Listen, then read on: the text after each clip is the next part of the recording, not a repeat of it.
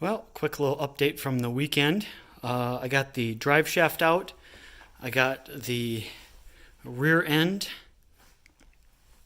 out of the car. I got the exhaust dropped down, but my jack stands are a little on the close side to get on the subframe or the part of the rails there. So unfortunately, that's where I jacked it to make sure it was safe. And now I can't get the exhaust out. I was trying to keep it all in one piece. I could cut it, and of course it would come out. But it looks like it already has an X pipe on it, and I was leaving it, trying to leave it fully intact to be able to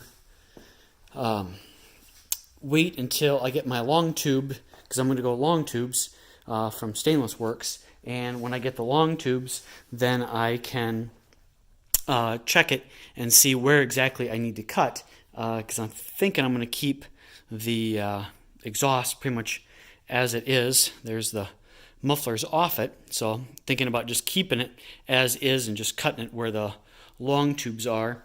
But I'll have to see if I can get it out or not, because it's jammed in there pretty tight. And of course, now that I have the rear end out, I can't really let the jack stands down, or the quick jacks down, to be able to get it out. So, and with the over the axle exhaust, kind of had to drop the rear end to be able to take that out. And there we can see the drive shaft that I got out also.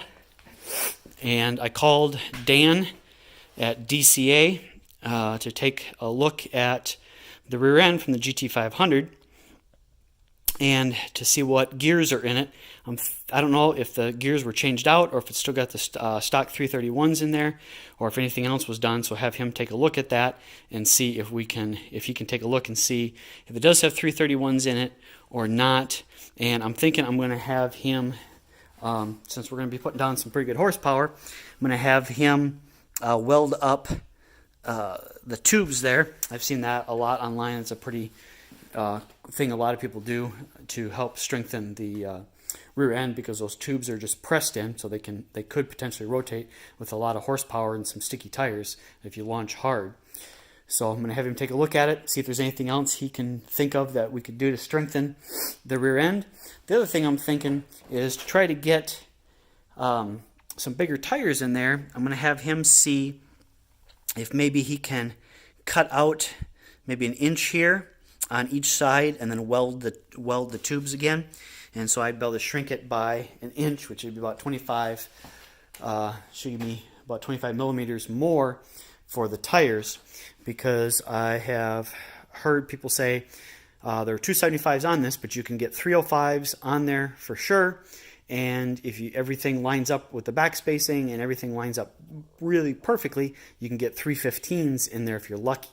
So what I was thinking would be take 1 inch out, that's about 25 millimeters, so I should be able to easily get 315s in there, and if I'm super lucky, I may even be able to get some bigger ones in there, so, maybe around 340 or so. If I could use those 345s from the GT500, it would be great, but I don't think I'm going to quite get that in there without mini tubbing it, and I don't want to mini tub it because she's still going to be daily driven and whatnot. So that's kind of where we're at with that. So like I said, just kind of a quick little update. I got her up on my quick jacks and was able to get, like I said, the drive shaft out, the rear end out, and the exhaust dropped, but I still got to get it out from underneath the car so far. So that's where we're at from this weekend. Thanks. Bye.